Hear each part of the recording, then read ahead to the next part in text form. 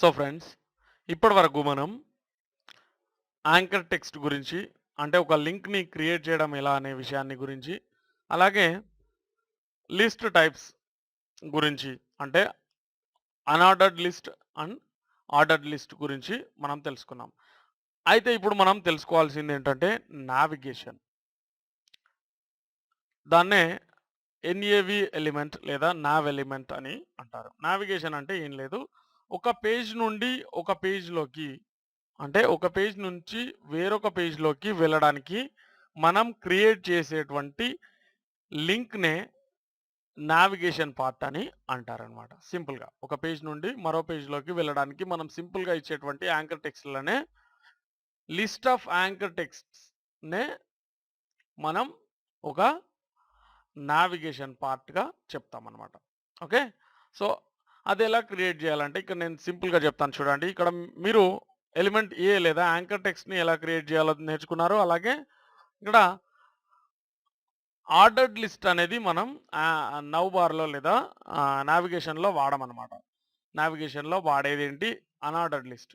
So, ఈ unordered లిస్ట్‌ని అలాగే anchor టెక్స్ట్‌తో కలిపితే లేదా ఇక్కడ ఉన్నటువంటి అన్‌ఆర్డర్డ్ లిస్ట్‌కి యాంకర్ టెక్స్ట్‌ని సారీ లింక్‌ని క్రియేట్ చేస్తే, అంటే ఇక్కడ సునీల్ అనే దానిపై క్లిక్ చేస్తే వేరే పేజ్‌లోకి వెళ్ళేలా మనం క్రియేట్ చేస్తే అదే నావిగేషన్. ఓకే. సో, అదెలాగనేది ఇప్పుడు మనం తెలుసుకుందాం. నావిగేషన్ అంటే ఏంటి? ఒక అన్‌ఆర్డర్డ్ లిస్ట్‌కి లింక్ క్రియేట్ చేయడమే నావిగేషన్. ఓకే. సో, ఇక్కడ ఒక ఎంప్టీ పేజ్‌ని ఓపెన్ చేసుకుందాం. ఆల్రెడీ నేను క్రియేట్ చేశాను. So, completely empty. Open with notepad. చూడండి, ఏమీ ఎంటర్ చేయలేదు. ఓకే. సో, మనం ఒక అన్‌ఆర్డర్డ్ లిస్ట్‌ని క్రియేట్ చేసుకోవాలి. Unordered list UL. Okay. Closing UL tag, beginning UL tag and closing UL tag enter చేశాను. సో, దీన్ని ఇలా పెట్టేసుకున్నాను. సో, లిస్ట్ ఐటమ్స్ మనం క్రియేట్ చేసుకోవాలి.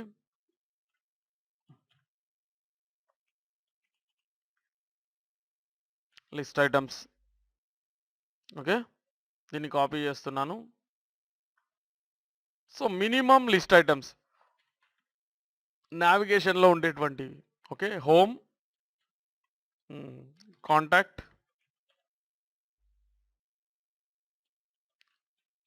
అబౌట్ లేదా అబౌట్ అస్ ఏదైనా సరే. ఓకే. సో, ఈ 3 లిస్ట్ ఐటమ్స్ ప్రతి వెబ్‌సైట్‌లో మనకు కనిపించేటువంటివి. వీటికి లింక్ ఎలా క్రియేట్ చేయాలి? ఇప్పుడు నేను చెప్తాను. సింపుల్ అండి. లిస్ట్ ఐటమ్‌కి ఇక్కడ స్పేస్ ఇచ్చేయండి. ఓకే. సో, ఇది యాంకర్ టెక్స్ట్ అనమాట. సో, దీనిపైన క్లిక్ చేస్తే మనకు కావాల్సిన చోటికి మనం వెళ్ళేలా ప్లాన్ చేయాలి. సో, దానికి మనం ఏం చేయాలి? యాంకర్ టెక్స్ట్ అనేది క్రియేట్ చేయాలి. ఏ ఇంతకుముందు మనం చెప్పుకున్నాం. Href equal sign double quotes. ఇక్కడ మీరు వెళ్ళాల్సిన చోటు. నేనిక్కడ పౌండ్ సింబల్ లేదా హాష్ సింబల్ అనేది ఎంటర్ చేశాను. సో, మీకు నచ్చిన అడ్రెస్‌ని మీరు అక్కడ క్రియేట్ చేసుకోవచ్చనమాట. ఓకే. సో, ఇక్కడ క్లోజింగ్ యాంకర్ ట్యాగ్. చూడండి. ఇక్కడ ఫర్ ఎగ్జాంపుల్ లేదా గూగుల్.కామ్‌కి మనం link ఇచ్చామనుకోండి.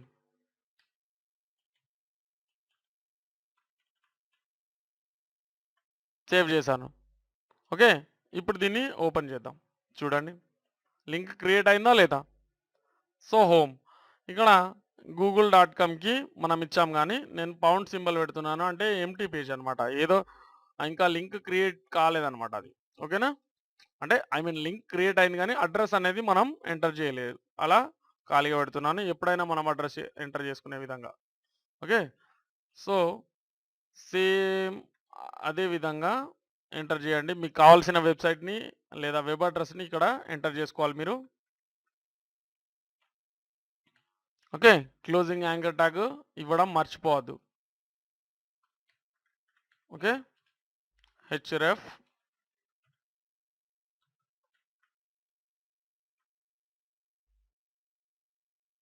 Closing anchor tag. Sorry. So, చూడండి రీలోడ్ చేస్తున్నాను. చూసారా? మనం ఒక సింపుల్ నావిగేషన్ పార్ట్‌ని ఇక్కడ కంప్లీట్ చేయడం జరిగింది. అంటే ఒక అనార్డర్డ్ లిస్ట్‌ని తీసుకొని దానికి మనం లింక్స్ క్రియేట్ చేసినట్లయితే ఇక్కడ క్లిక్ చేస్తే ఒక పేజ్‌లోకి, ఇక్కడ క్లిక్ చేస్తే ఒక పేజ్‌లోకి, ఇక్కడ క్లిక్ చేస్తే ఒక పేజ్‌లోకి వెళ్ళేలా మనం లింక్స్ అనేవి ఆటోమేటిక్‌గా ఇక్కడ క్రియేట్ చేసాం. సో, ఇక్కడ క్లిక్ చేస్తే ఎక్కడికి వెళ్ళట్లేదు. ఎందుకు అనంటే మనం పౌండ్ సింబల్ అనేది పెట్టేసాం కాబట్టి. ఓకే. పౌండ్ సింబల్ పెట్టాం కాబట్టి ఎక్కడికి వెళ్ళట్లేదు. సో, ఇక్కడ చూసినట్లయితే నావిగేషన్ పార్ట్ అనేది మనం కంప్లీట్ చేసేసాం. సో, ఇదే నావిగేషన్ పార్ట్‌ని మనం ఫోర్త్ లెసన్‌లో ఆపేసిన దగ్గర అంటే ఇక్కడ ఈ పార్ట్‌లో లేదా ఇక్కడే మనం దాన్ని వచ్చేలా చేయాలి. ఎలా? అంటే ఫర్ ఎగ్జాంపుల్ ఇక్కడ మనం క్రియేట్ చేసినటువంటి నావిగేషన్‌ని ఇక్కడ వచ్చేలా చేయాలి. అంటే ఇదంతా గూడా ఈ కోడింగ్ అంతా గూడా కాపీ చేసి అక్కడ పేస్ట్ చేసుకోవచ్చు. కానీ అక్కడ ఫ్రెష్‌గా మనం క్రియేట్ చేసుకుందాం. ఓకే. సో, నావిగేషన్ అక్కడ దాంట్లోకి ఎంటర్ చేద్దాం. ఈ పేజ్‌లోకి. ఓకే. సో, దానికి మనం చేయాల్సిందేంటంటే ఇది క్లోజ్ చేసేసాను. ఇక్కడ ఈ పేజ్‌లో ఎంటర్ చేద్దాం. ఓకే. హెచ్ గ్రూప్ కింద ఓకే. హెడర్‌లో హెచ్ గ్రూప్ కింద నావిగేషన్ పార్ట్ అనేది మనం క్రియేట్ చేద్దాం. సో, ఇక్కడ చూడండి ఎన్ఏవి అలాగే క్లోజింగ్ నావిగేషన్ లేదా నావ్. సారీ. ఓకే. సో, ఇక్కడ అనార్డర్డ్ లిస్ట్‌ని క్రియేట్ చేయాలి.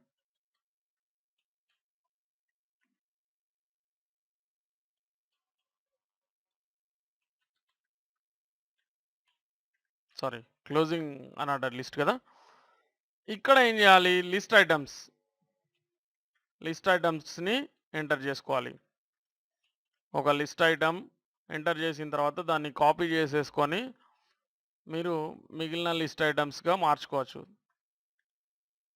పేస్ట్. ఓకే. మనం ఏం ఎంటర్ చేసాం?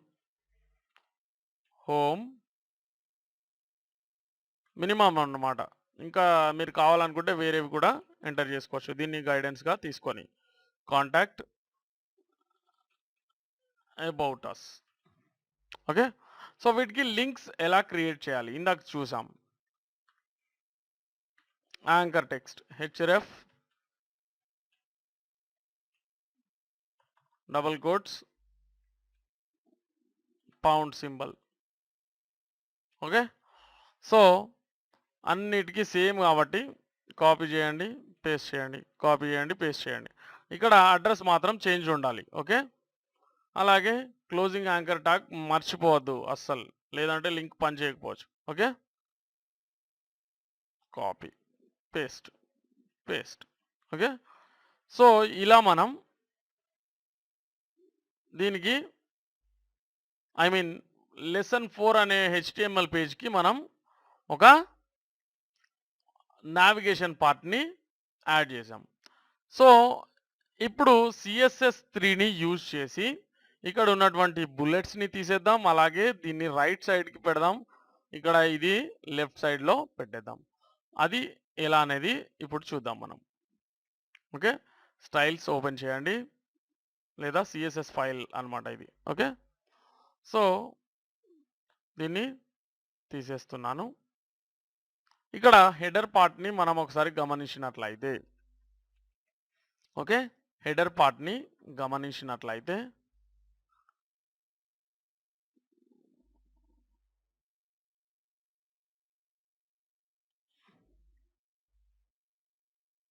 ఇక్కడ ఉంది header part. So, H group ఇక్కడ ఉంది కదా! హెచ్ గ్రూప్ తర్వాత ఓకే. ఇక్కడ ఏం చేయాలంటే ఇది హెచ్ గ్రూప్, ఇది నావిగేషన్ పార్ట్. ఓకే. ఇది మొత్తం హెడర్ అయితే ఇది హెచ్ గ్రూప్, ఇది నావిగేషన్. అంటే ఇవి ఇక్కడ హెడర్‌లో ఉన్నటువంటి 2 పార్ట్స్ అన్నమాట. ఓకే. సో ఇప్పుడు మనం హెచ్ గ్రూప్ని ఫస్ట్ స్టైలింగ్ చేసుకోవాలన్నమాట. ఓన్లీ హెచ్ గ్రూప్ హెచ్1 అలాంటివి కాదు. ఓన్లీ హెచ్ గ్రూప్కి కొంత స్టైలింగ్ అనేది అవసరం. అలాగే ఇక్కడ నావిగేషన్ పార్ట్. ఓకే. సో ఇక్కడ చూడండి, హెచ్ గ్రూప్కి ఎలాంటి స్టైలింగ్ అవసరం అంటే ఇక్కడ విడ్త్ వచ్చేసి 70% హెచ్ గ్రూప్కి ఇచ్చేద్దాం. ఈ హెడర్ పార్ట్ మొత్తంలో 70% ఆఫ్ విడ్త్ హెచ్ గ్రూప్కి ఇచ్చేస్తున్నాను నేను.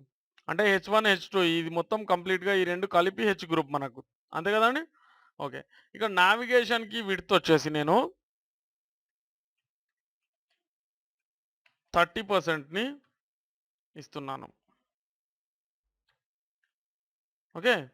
సో ఇక్కడ ఉన్నటువంటి హెడర్కి విడ్త్ అంటే ఇదే కదండి, విడ్త్ అడ్డం. ఓకే.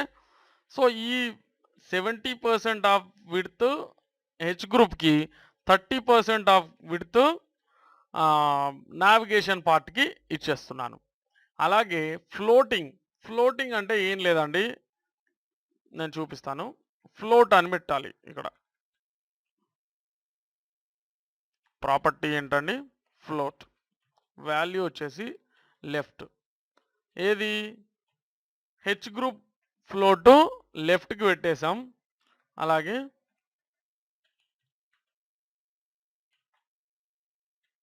నావిగేషన్ ఫ్లోటు రైట్కి పెట్టేసాం. సేవ్ చేస్తున్నాను. ఒకసారి రీలోడ్ చేయండి. సో రీలోడ్ చేయగానే ఏమైపోయింది, కనిపించకుండా వెళ్ళిపోయినాయి. అంటే ఇది ఓవర్ఫ్లో అనేది ఉంది దీనికి. సో ఈ ఓవర్ఫ్లోని మనం తీసేయాల్సి ఉంటుంది. అంటే ఇక్కడ రెండిటికి ఒక్క నిమిషం మీరు చాలా జాగ్రత్తగా గమనించాలి. ఇక్కడ చూడండి, హెచ్ గ్రూప్కి అలాగే నావిగేషన్కి మనం ఫ్లోటింగ్ అనేది ఇచ్చాం. సో అంటే ఫ్లో అయినవి ఏంటి, ఈ రెండు పార్ట్లు కూడా. ఈ రెండు పార్ట్స్ ఎక్కడున్నవి, హెడర్లో ఉన్నవి. ఓకే. ఈ హెడర్లో ఉన్నవి. సో ఈ ఓవర్ఫ్లో అనేది ఇక్కడ కంట్రోల్ చేయాలి మనం. ఓవర్ఫ్లో వచ్చేసి హిడెన్. సేవ్ చేస్తున్నాను. ఇప్పుడు రీలోడ్ చేస్తున్నాను, చూడండి. ఓకే. చూడండి. సో ఇది లెఫ్ట్ సైడ్కి వచ్చేసినవి, ఇవి రైట్ సైడ్కి వచ్చేసినవి. ఓకే. సో ఇక్కడ వచ్చేసి